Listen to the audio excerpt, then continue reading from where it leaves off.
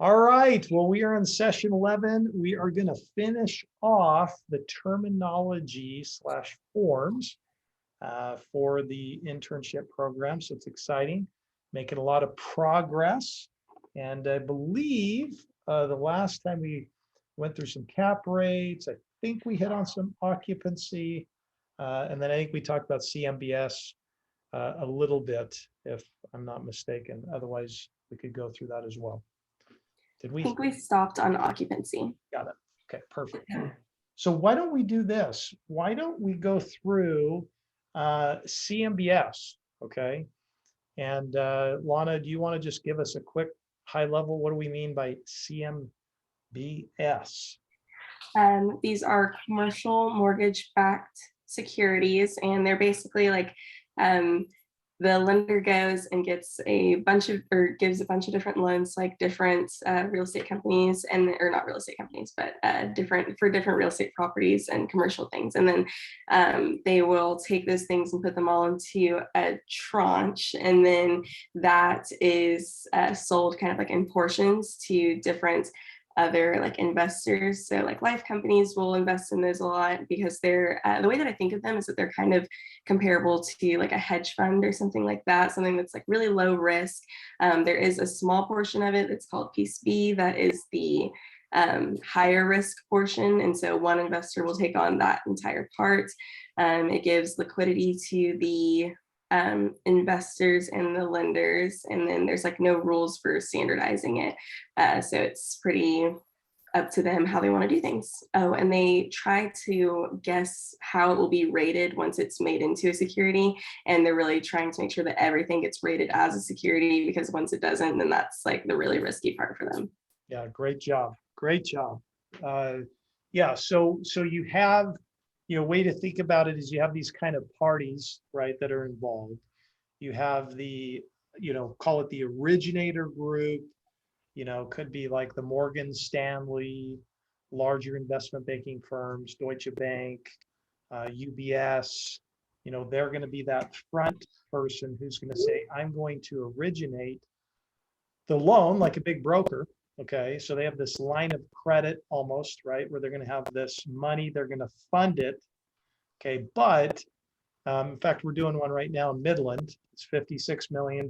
It's an apartment complex, and it's a Class A office or Class A apartment complex.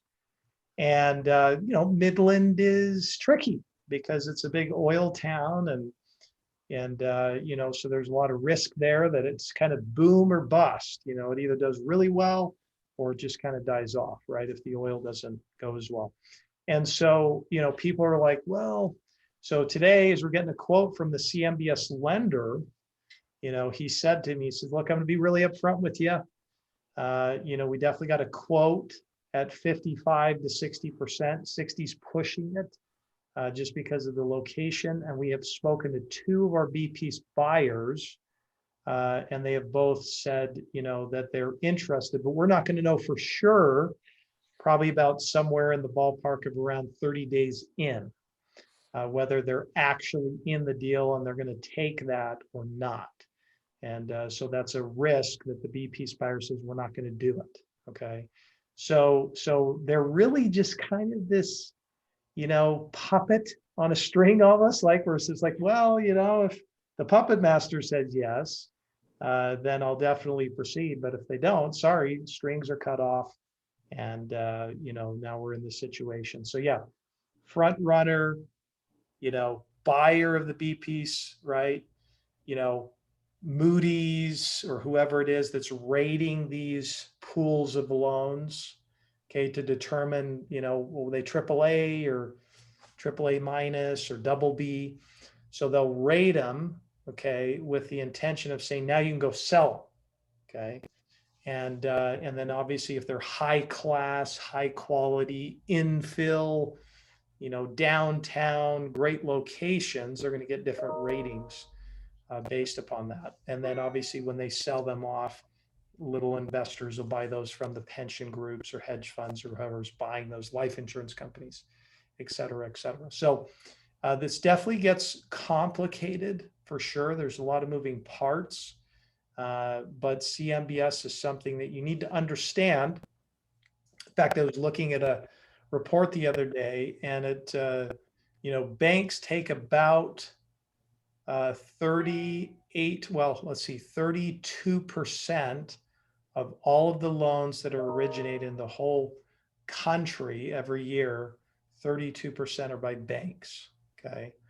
Another 18 are by, GSA, government service entity corporations, or like agency financing. And then about 15 to 18% are originated by CMBS. Okay. So CMBS definitely is a big player. They tend to do larger loans, and they're definitely known for maxing leverage. Okay, that's what they're typically known for, plus non-recourse and interest only. In fact, the quote they gave us today was going to be 10 years of interest only, which is very unheard of. You're never going to see a bank do that. You're never going to see a life company do that. So that's their unique selling proposition, is interest, and investors love that. They're like, oh, I get interest only for 10 years. Great. So great job. So yeah, so definitely something you want to know is a product type. Again, Mr. Cotter's not a huge fan, but what are you going to do? So standard carve out provisions. Will, why don't you walk us through what is a standard carve out provision? This is tied to the concept of non-recourse. Yeah, so it basically tells you that there is no guarantee, and that if the loan forecloses or goes into default, basically they can't go after the I can't talk today. That's okay. You can't go after the borrower's personal assets. That's what I meant to say. So yeah, I'm still kind of like, I know that that's what it is, but to see like how that, I mean, I don't know. That's just like the definition, but I would like to know like what the real world kind of more. Yeah, well, you're correct in the sense that non-recourse, they can't go after you. Carve out is kind of like, if you visually think about carving something out of it, it's basically a condition. Okay, so it's like if I say to you, Will, I'm lending you money, and I'm not going to go after you personally if things go haywire, but there is a caveat to that, or a carve out. And what I'm saying to that is, I won't unless you lie to me. I mean, if you give me fraudulent P&L statements, then, too bad, so sad. I mean, I'm going to penetrate that veil at that point if it becomes, evidence.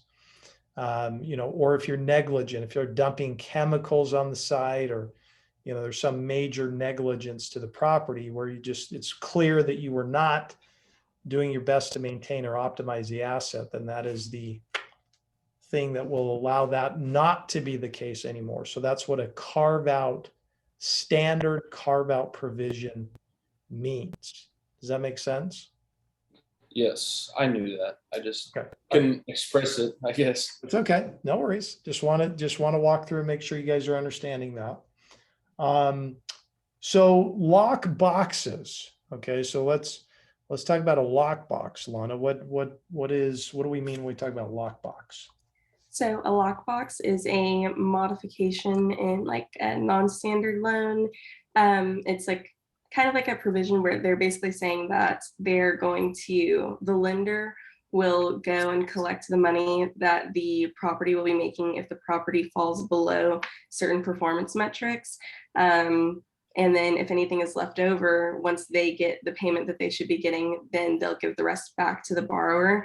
But it kind of seems like it's one of those things that they do whenever the loan starts to default, instead of like, going and just trying to take the NC back and everything. They're like, let me just, try to resolve this. And so then they go and they'll collect all the payments. Say it's like an apartment complex, and they'll collect all of the rent and all the payments that all those tenants would be giving, and then get their payment out of it, and then give the rest back to the borrower until they're getting back to the performance that they want to be at.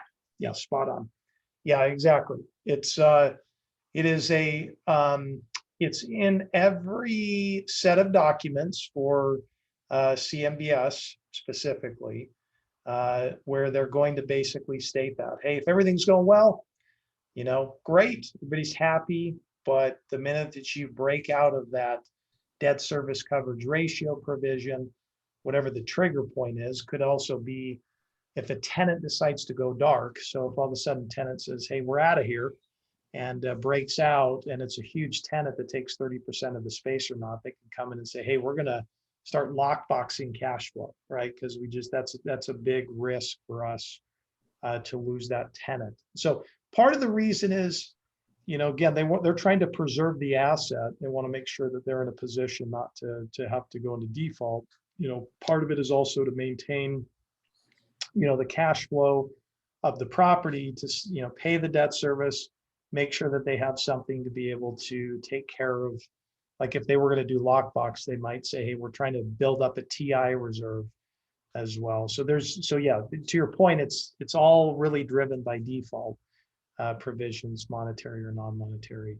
And so it's just that's the way you're going to explain it. They'll actually set up a bank account specifically for that. Typically they do it through Wells Fargo, and that'll be set up so that the lender, right, is the one on that particular account. And so they can start to sweep, money into there. And then obviously if they get back into compliance, then they'll give the money back. And, but, it is just another nuance, to it. So does everybody understand? Does that make sense, Will? Yes, sir. Okay, good. All right, Will, why don't you walk us through just maybe your understanding of the springing member protection, Yeah, so a springing member is somebody who temporarily becomes part of an LLC whenever there aren't any members left, and it's kind of forced to dissolve. And the reason they do this is because they just want to limit the consequences or repercussions on that LLC. Yeah, so they just want to have somebody in there kind of like as a placeholder almost. Yeah, they want to have it as a backup, in case there's, you're going to hear these springing things like springing impounds or springing member provisions, just in case there's these mechanisms of default.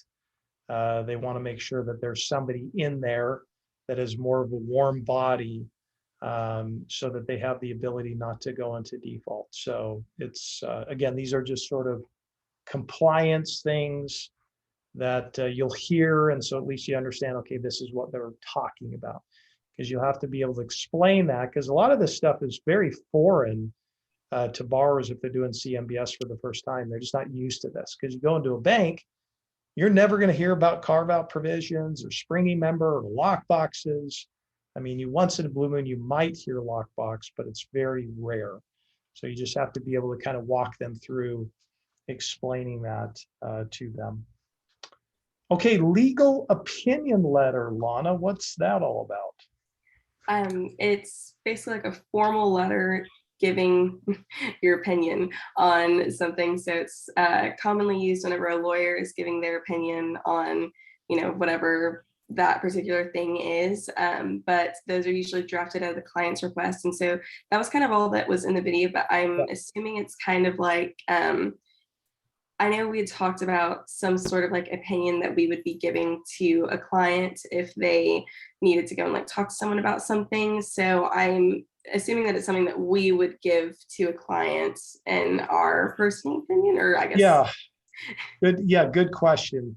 It's actually, so here's sort of how it walks. Let me walk through it because it's important. Basically what happens is, so like we have an entity set up. Okay, so let's say it's, Lana LLC, right? Has this LLC set up, and, I'm lending money to Lana LLC, and Lana LLC is over in California. Okay. And, so I'm saying, well, I, as part of my due diligence, and I'm lending the money, is I want an attorney in California. Okay, so that's the key.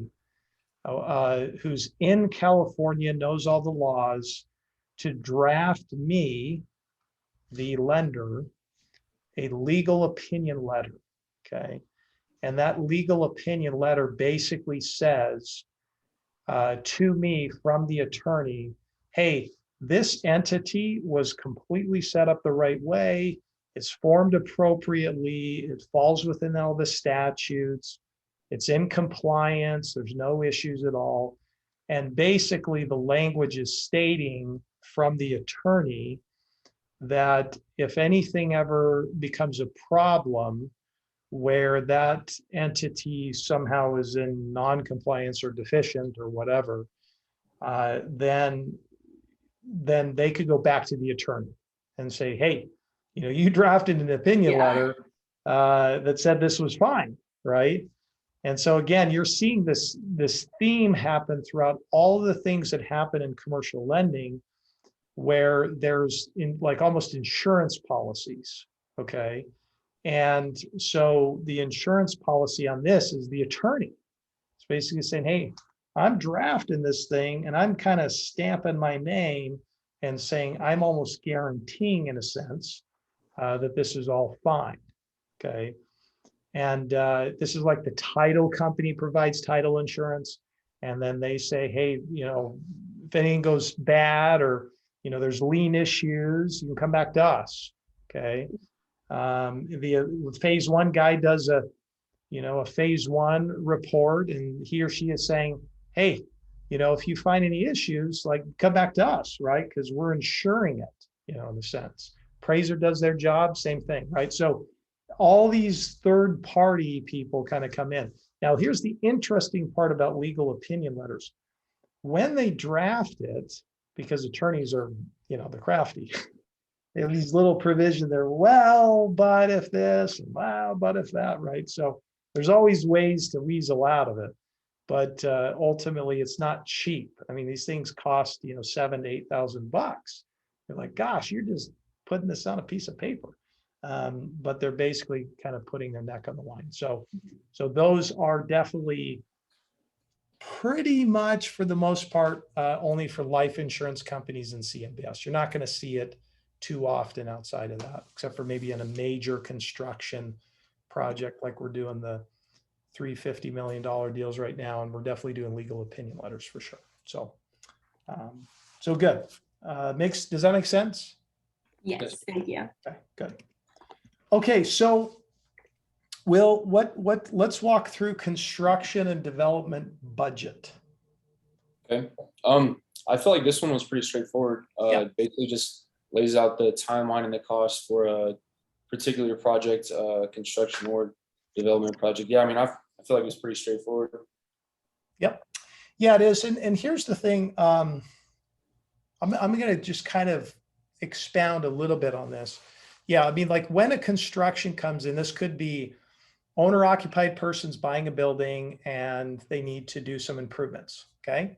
And it's going to cost a couple $100,000 to do improvements within the facility, all the way to somebody just doing a full ground up construction, buying the land, going through and getting approvals and plans. Okay.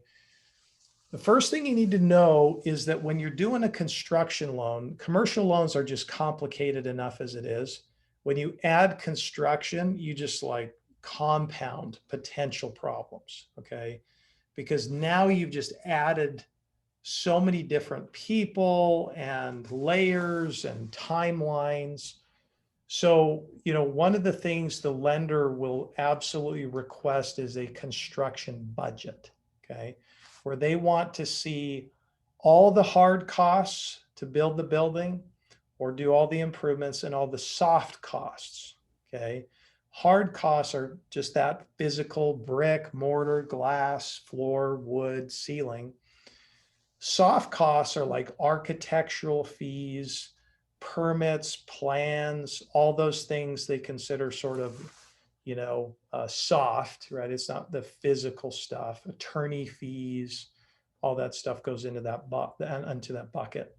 So you really need to get a clear understanding of that budget when somebody sends it to you to go, okay, is everything on there? Does it make sense? And then the question becomes, when you get the budget, you're like, well, is this a hard budget or a soft budget? And you go, what the heck is that? Well, a hard budget means that the contractor physically went out and bid it, okay, to a bunch of different subcontractors to get physical bids back. Okay, so that takes time, and it takes a lot of effort. The soft bid, soft budget, is somebody who just kind of says, well, I think it's this, right? So they give you their best guesstimate, and if it's a contractor, they probably have a decent idea, but it's not something that somebody can really sink their teeth into when they're trying to do a loan. Okay, so it's just, those are really important because, what happens, and I've seen this happen in the past, is that when we go to do a loan, someone will give me a budget and then we'll go get an appraisal based upon that budget. And then all of a sudden, what happens is we get the appraisal back, and then all of a sudden the person comes back and says, okay, well, it appraised for what you gave me, which was 20 million bucks, but oops, the bid just came back at $1.5 million higher, right? And everybody's like, oh no. And so now they have to go back and like redo the appraisal, which is a little bit dicey. And the reason why is because appraisers are not huge fans of changing their valuation, okay? Because it makes them look a little bit skittish, right? It's like, well, why didn't you do that in the first place, right? Like, so, so it's an area of a little bit of tension. And so I think it's important to just know that when you're getting a budget from somebody, that you need to kind of understand. Now, if somebody's doing this for the first time, a lot of naivety, they just don't understand. And people just think, hey, what's the big deal? I'll just get, it's like, it's a big deal. Like, you got to go get bids, you got to get a contractor. It's a lot of work. So does that make sense? Yes. Okay. I just wanted to kind of expound upon that because it starts to become comprehensive. Okay, rezoning a property. Lana, what's that all about? So different states and cities will designate a certain area of land and property to a certain type of zoning. So it could be like residential zoning or like commercial zoning or something of that sort. And then whenever it's zoned like that, then you can only build that kind of thing there. So like if you're in a neighborhood, then the only thing that can be built there is houses. So sometimes people want to get those rezoned, and that can take 6 months, a year, or even more. So if that's something that's going to be a part of the construction of a property that someone's wanting to get, then it puts a lot of risk behind it because it's really not even something that will for sure happen. Absolutely. Yeah. I mean, you go into a city and a city basically says, I was explaining this actually to Mackie yesterday. So you come into a city and a city basically has gone through this whole process to figure out how they want to master plan the whole city. Okay. And so they've kind of like laid this whole thing out. So we want residential over here, some industrial here. We want over here some retail and right? Like they've laid the whole thing out, right? How they want to visualize their future vision of that city. Okay. And part of the reason they do it is because they're also going to try to figure out how can we best maximize the tax revenue that we can receive back to the city. Okay. So that's why they'll do certain things for certain reasons, obviously also for other factors, to try to keep it nice and diversified. But, you come in and go, well, gosh, kind of want to do this here.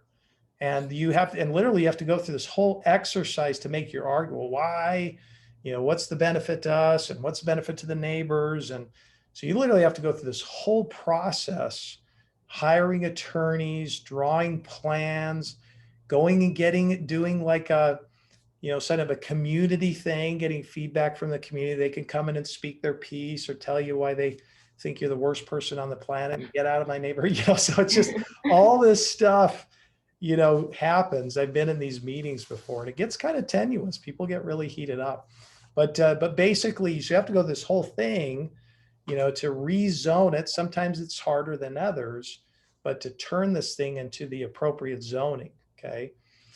Now, the interesting part of rezoning a property is if you do that and you're a developer, you really just added value potentially to that property where it was worth X now it's worth Y because you just changed the zoning. Okay. And so that's why developers can make some decent coin because they're the ones that go through all the brain damage. People just don't understand how much goes into it until they do it themselves. And they're like, oh, this is a mess. And then all of a sudden it's zoned, appropriately. And then they have the ability. So you can see why it's really risque if someone's buying a piece of land or rezoning it, because if you don't appropriately time it or do it right, you could run into a lot of problems, for sure. So anyways, it just, I always try to expound a little bit to give you some context as to how these things really play out. So does that make sense? Yes. Good job. Okay, ALTA survey, Mr. Will. So ALTA, American Land Title Association, correct? Yeah, That's correct. Yeah. So sure. Basically, you survey to kind of figure out like the boundaries of your property, what you own, what you don't own, and basically, whenever you're building something, remodeling something, it's important to do this to, like I said, see your boundaries, to see if there are any encroachments, stuff like that. Yeah, absolutely. You look at, you hear this all the time. It's like, hey, you're on my property line, or, you're encroaching on my property line. And it's like, well, what's your property line?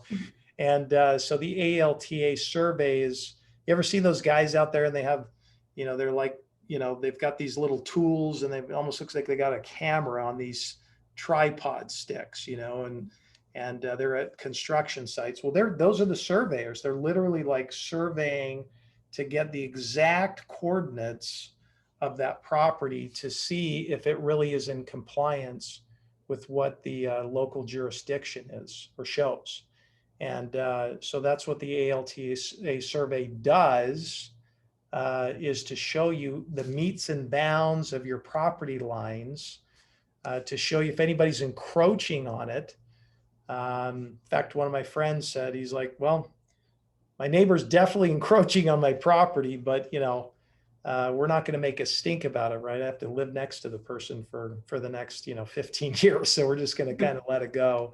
But so there's just people have to kind of understand, like, you're going to deal with encroachments and easements. It'll show you the easements that come through, meaning that the utility company will always have an easement that basically says, I'm going to come through the property and we have the easement, the right to come through your property because we have to run utility lines. That's kind of overrides your property, so to speak. Obviously, it's not going to really do much, but you need to know that they're there and have the right to come onto your property as well. And so we're generally speaking, in larger projects, or if you deal with CMBS or dealing with life insurance companies, you're always going to have to get an ALTA survey. In other instances, you won't have to get one. And a lot of the person that drives that is the title company. They're the ones that say, hey, if you want this kind of insurance, if you want me to give you this kind of insurance, then I need a survey to show that everything is clean and clear, and then I'll be fine giving you that insurance. Okay. So there's just different layers of insurance that you get that are a little bit more substantive. Okay. Make sense? Yep. And is a third party report too. Okay. So I talked a little bit about encroachments. And so easements, encroachments, again, just remember encroachments kind of, just someone's coming on my property. It's kind of like we say, hey, quit encroaching on my property, right? Mm-hmm. And so there's not a whole lot again to that. It's just something you need to know. Okay, so Lana, what is a deed restriction? Oh, sorry. You know what? I take that back. That was not on there. That was not on there. Okay, I have, this is kind of like version 2.0. So I have all these things I'm building on here. And so I'll just tell you guys about it nonetheless. So, So a deed restrict, yeah, you guys are like, what? Yeah. And I It's funny. realized, I was literally imagining in my head, I was like, okay, the last thing is encroachments and then we'll be moving. And I was like, it'd be so funny if like there was something that I missed on these terms. And then he asks me what it is. And I'm like, and so then you said that. And I was like, there's no way this is happening. like, wait a minute, he's messing with me. Yeah, so, yeah, sorry, I'm just, when I come up with new things, I add them on here and then I start doing so, but I don't do them. It'll be like for the next batch of interns that comes through. So a deed restriction. Okay, so here's an example of one. So I did an apartment complex years ago. It was actually a condo mapped kind of apartment complex that used to be a condo and now is just apartments. What they did is they have a deed restriction on there that basically says X amount of these units, 20% or whatever it is, has to be leased to somebody who falls within a certain income level. Okay. Because they wanted to have a portion of it for kind of low income housing, things like that. Right. So they put these deed restrictions on there that states in the deed, it has to do this, right? If you don't, you're out of compliance, and that can become a big, big problem if the city or whoever comes and does an inspection. And so I remember this deed restriction was on there, and it was creating a lot of tension. And there was the only way that the deed restriction could be released was if it went through like some level of foreclosure or bankruptcy to kind of wipe it out, essentially. And so there's all these deed restrictions that restrict the property from being able to do certain things. Okay. And typically it's around those things of rental, residential sort of leasing, where it's restricted to certain things that you have to, like a deed restriction might be like, this can't be leased to anybody that's under 55 plus, right? So it is restricted to the older community as well. So that's just what a deed restriction is. You will run into it from time to time. And it is certainly can create problems, but it's also certainly, I think, a good thing in certain situations for sure. So does that make sense? Mhm. Okay. Well, guys, since I was trying to hoodwink you here and take you in all these different turns, you guys have, think about it. Like you guys, you jumped through the first hoop, right? Was, not everybody was going to make it, right? You made it through the first thing of taste and see. You wanted to see if you kind of looked at the industry and us and went, hey, I like this. This is really exciting and kind of, seems like it's a mutual fit here. So you kind of jump through that hoop, right? And then you jump through the next hoop now, which is, diving into the terminology and all the different things that come with it now. And now we're going to really go into literally our process, okay? What we call the application process, where we're starting to walk through all these different things and questions we ask and the process that we walk through in order to try to vet a deal. And through this process, it's really important that you understand a couple of different things, okay, as you're doing the next phase of things. When we approach a client, okay, and a project, so the two kind of go hand in glove, a lot of what we're doing is we are, for lack of a better word, we're dating, right? We're trying to figure out, okay, is this somebody we want to keep going forward with or not? Okay. And so we're doing some discernment, okay, for a couple different reasons. I've been doing this a long time, and I can tell you right now, I have wasted a lot of hours on things that I shouldn't have. Okay. I spent a lot of time with the types of people I shouldn't have spent time with, right? And I've spent time with just the wrong types of projects that I shouldn't have spent time with. And when the guys used to come into my office all the time with these huge projects, and I'd look at it and I would say, okay, pull out your calculator. They'd pull out the calculator and I'd say, that big $100 million deal you have right now, I want you to take The $1 million you'd make, and I want you to multiply it by 0%. And what does that come out to? And they said 0. I said, that's how much money you're going to make. So I said, this, do not waste your time here, right? So part of it is really for us to say, okay, let's walk through this real methodical step to see if this is the type of project that we want to look at, that we feel meets the market, okay? Because the market says one thing, and then you're trying to figure out, are these two combined together, or are they off? Square peg, round hole, right, or not? And so a lot of the things we're going through is to figure out, is there a fit there, okay, or not? And then the next thing that we're trying to figure out is if the person is a fit or not. Now, what do you think I mean by that? If it's going to be someone who's reasonable, if it's someone who's easy to work with, someone who's enjoyable to work with, someone who is, not trying to push the limit too much, that understands, there is a certain way that everything works.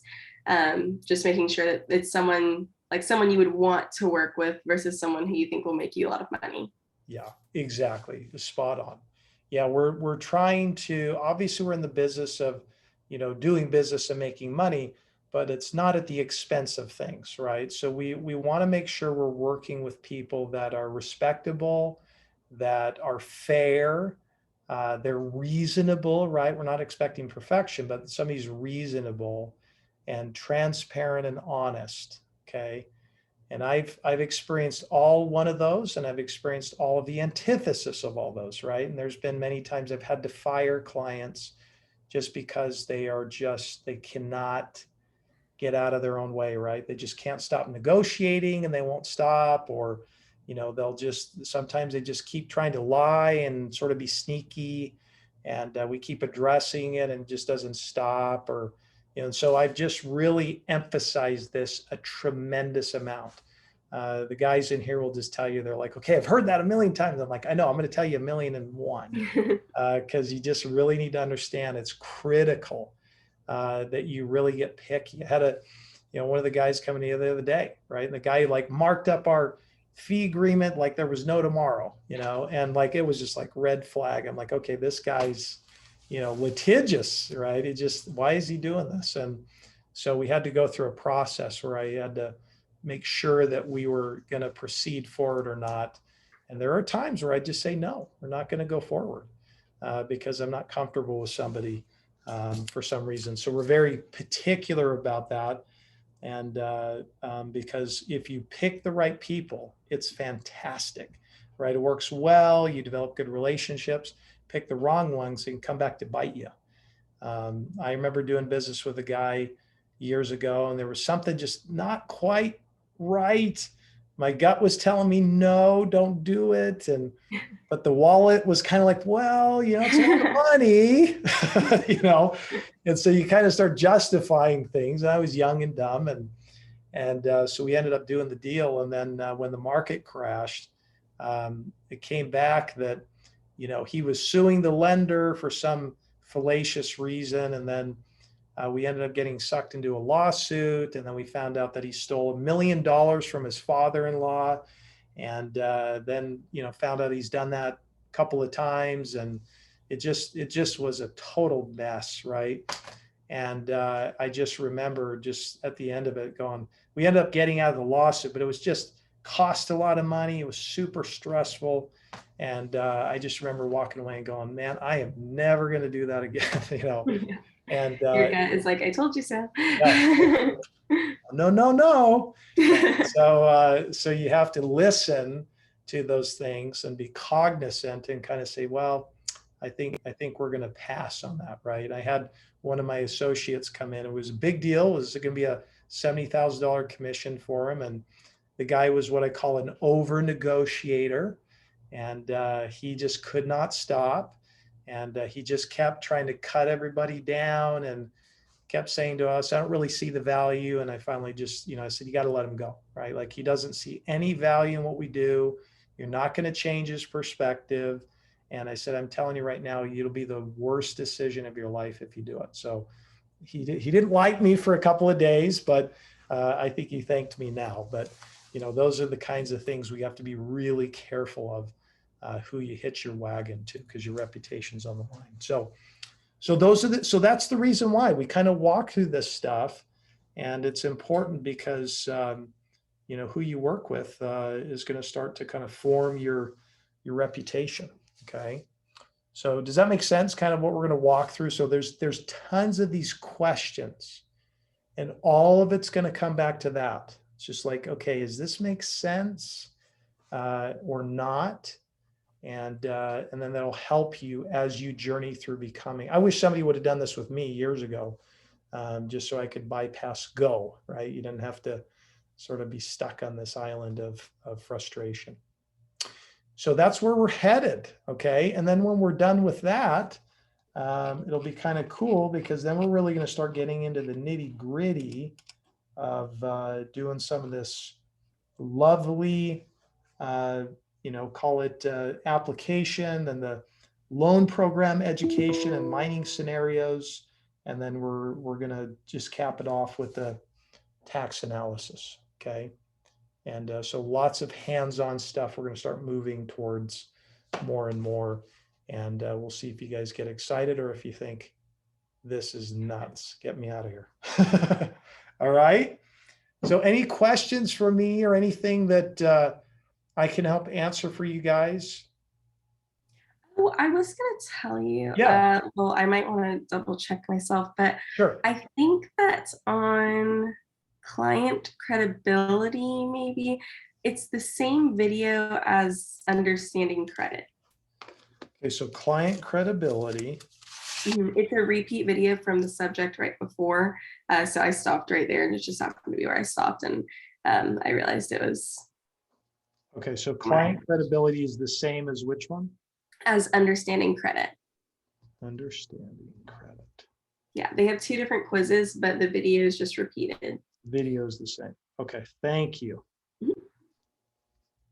You are like amazing at picking up these things. So thanks for doing that so we can get it fixed. And yeah, and we took the other stuff and I think we've gotten it fixed. So, yeah, so thank you. I'll get on top of that for sure. That was my only thing. I just Yeah, noticed it good. earlier. I love it. Good, thanks. And again, hope you guys know too, just, you know, this is iteration number 3, and it's certainly gotten a lot better than it has, but we're still trying to make it better, right? So if you guys have suggestions or things you go, gosh, this would be great if you did this. We are very open to that. So don't ever feel like, I can't give feedback. That's part of our culture, as we're always like, how do we improve? So if you guys ever have suggestions or things go, man, this would really be cool or different or better, then I would love to hear it, because we definitely want to improve what we're doing. So just know that that permission is there. Okay. Thank you. Sir. All right, guys, you're doing great. Thank you for your hard work. And we will see you, I suppose, we're Thursday, for crying out loud. I can't believe it. We will see you on Monday, and I hope you guys have an awesome weekend and enjoy something fun. Hopefully you're not setting up a basketball standard, Lana, or Oh, it is what I'll be putting together this time. well, good. And we'll have a great time this weekend. Enjoy. And we will see you guys next week. Okay. Yes, Oh, sir. Thank you. I Yeah. had a separate, it's like not really